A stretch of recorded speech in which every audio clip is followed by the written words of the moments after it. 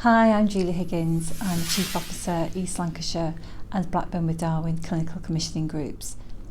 I'm going to talk about two things around leadership for International Women's Day. I want to talk about a woman who inspired me to be a leader, and also what I would have said to myself those years ago to make me believe in myself.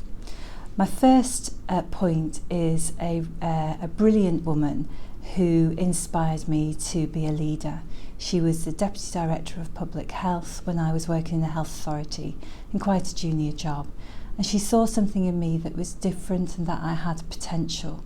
And she took the time and energy to sit with me, build my confidence, point out the things that I could improve and enable me to move into a successful career in public health.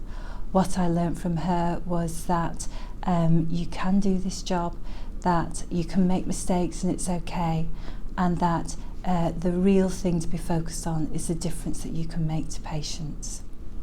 So 5 things I would have said to me as a young person to make me a confident leader. I think the first thing is don't be afraid. I can remember being outside meetings and I would look in and they were all more important than me. There'd be lots of men and I'd be really worried as if I could go in there and do my job and be brilliant. And invariably, first thing I say to myself is about don't be afraid. It can be really scary, particularly when you're young and you're going into these big important meetings with important people, but they're scared too. And that's the thing to remember.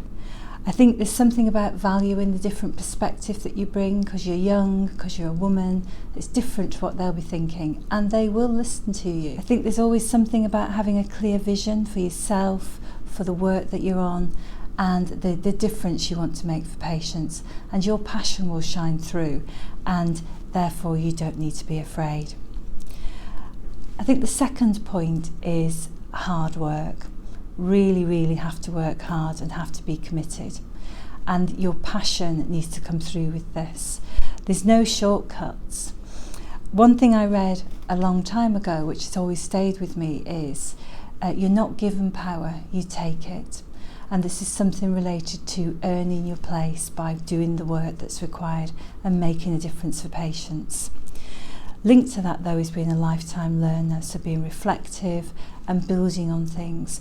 We get stuff wrong, we all do. It doesn't matter as long as you learn as you go forward.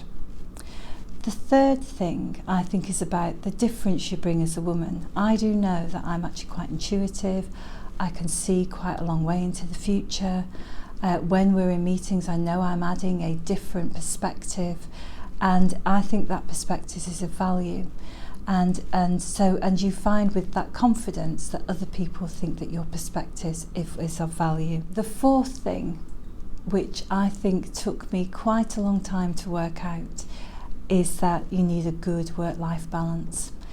And having downtime, having hobbies, having family, having friends is as important as working hard and making a difference for patients. My final point is really about independence.